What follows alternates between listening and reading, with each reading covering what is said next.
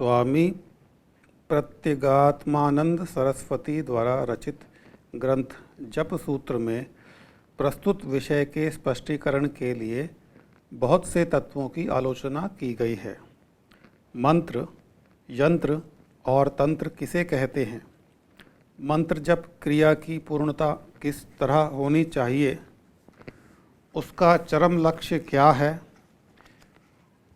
नाद, संख्या और भाव अथवा अर्थ का अर्थात वाक, प्राण और मन का अथवा अग्नि, सूर्य और चंद्र का स्वरूप और प्रकार भेद क्या है? जप के अवरोध क्या हैं और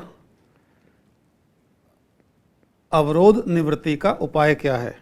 इस तरह के बहुत से प्रश्नों का समाधान ग्रंथ में दिखाई देता है एवं सप्त व्यावृत्ति रहस्य और महामाया तत्व की प्रासंगिक बहुत विषयों के साथ विस्तार पूर्वक आलोचना की गई है। चित्त शक्ति केवल चिन्ह मात्र अथवा प्रकाश मात्र नहीं है, वह चित्त का अपने को विशेष विशेष भावों में ईक्षण करने का सामर्थ्य है। स्वरूपतः एक होने पर भी दोनों में विलक्षणता है। इस विलक्षणता को अंगीकार करके ही दोनों की अभिन्नता स्वीकार करनी चाहिए। विमर्शहीन प्रकाश प्रकाशमान नहीं होता, इसलिए वह अप्रकाश अथवा असत्कल्प है, किंतु प्रकाश तो विमर्शहीन नहीं होता, इसीलिए प्रकाश की स्वप्रकाशता और सद्भाव अक्षुण्ण ही रहते हैं। गुरुदेव, विमर्शहीन प्रकाश प्रकाशमान नहीं होता, इसका मतलब ये हुआ कि शक्ति के बिना शिव के शिवत्व का ज्ञान नहीं होता। बिल्कुल ठीक है, क्योंकि शक्ति, शिव का परिचय ही शक्ति से है।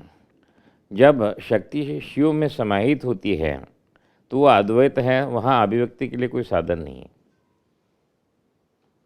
और वहाँ वो परम सत्ता निर्गुण निराकार है,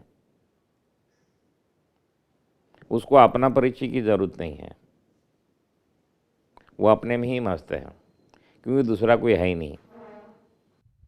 गुरुदेव, शिव है और शिवत्व नहीं है, ये कैसे अनुभव में आया?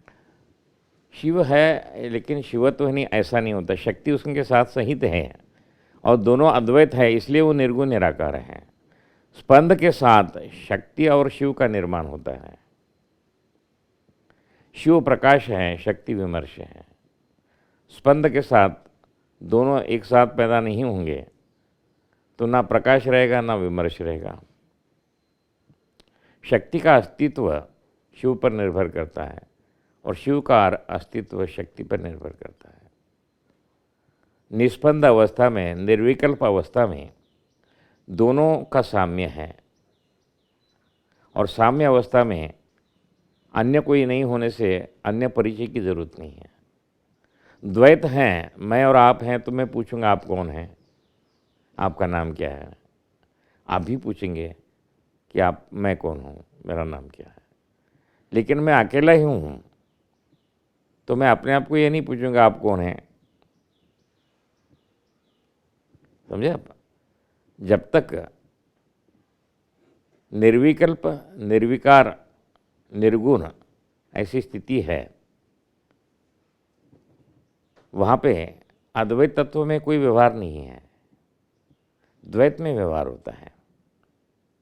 और द्वैत में व्यवहार होता है, ये व्यवहार भी अद्वैत के माध्यम से ही होता है। अद्वैत जो है वही अपना अद्वैत बिना बिगाड़े द्वैत में परिणत हो जाता है। स्पंद के साथ शिव और शक्ति का निर्माण होता है और शिव शक्ति में समाहित होते हुए शक्ति सृष्टि निर्माण का कार्य करती है। और जब शक्ति को शिव में विलीन होना है, लय होने की इच्छा होती है, तब ये सब समेट के वो अपने स्वरूप में यानी शिव में विलीन हो जाती है।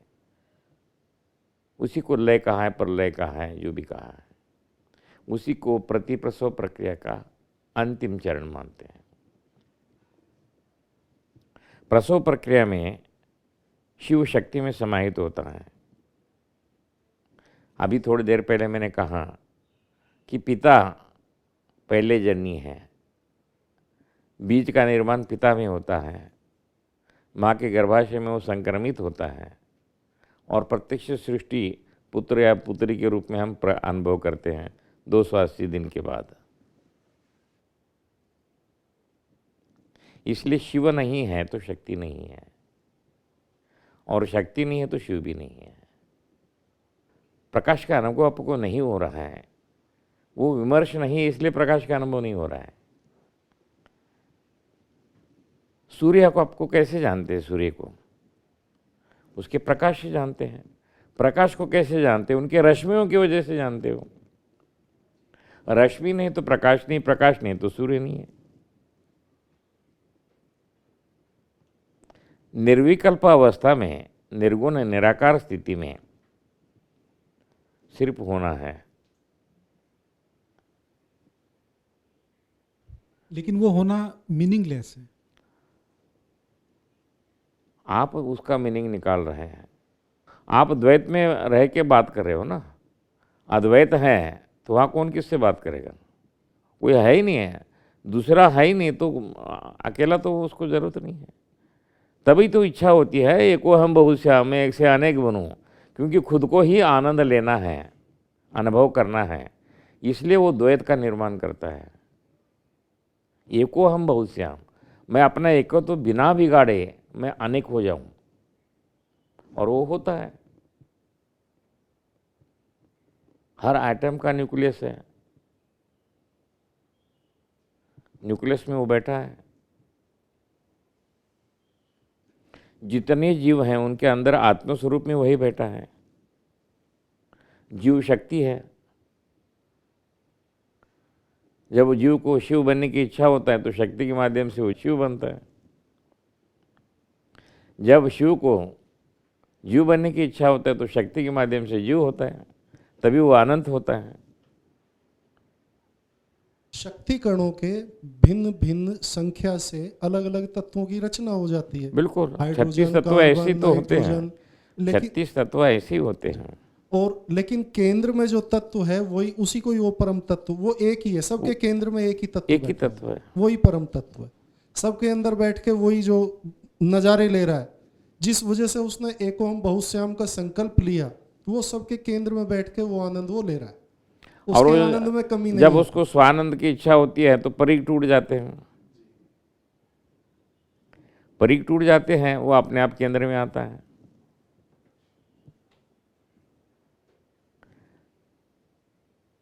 त्रिज्या का प्रयोजन परिधि के लिए है। परिधि हट गई तो त्रिज्या खत्म होगी। केंद्र है, नष्ट नहीं हुआ है।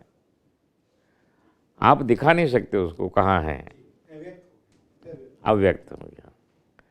क्योंकि जितना भी व्यक्त हुआ अव्यक्त से ही व्यक्त हुआ है, और व्यक्त जब अव्यक्त में लीन हो जाता है तो तभी उसको अव्यक्त कहते हैं। तो चाहे जड़ वस्तु है या चेतन तत्व है, प्राणी जगत है, सबका जो केंद्र है वो केंद्र में सब एक ही तत्व है। जितनी भी भिन्नताएं हैं वो सब परिधि पे है। परिधि पे है और आपकी मान्यता है। ईश्वर में कोई भेद नहीं है। ईश्वर सृष्टि में भेद नहीं है, मानव सृष्टि में भेद है। ईश्वर सृष्टि में कोई भेद नहीं है। मानव देह में केंद्र अहंकार है और परिधि क्रिया है। मानव देह में जो केंद्र है वो अहंकार है और उसके क्रियाकलाप उसकी परिधि है। मानव केंद्र में आत्म तत्व है, परिधि पर माया तत्व है। तुर्यातीत पर तुर्या निर्भर करती है, कारण निर्भर करता है, सूक्ष्म निर्भर करता है और स्थूल निर्भर करता है।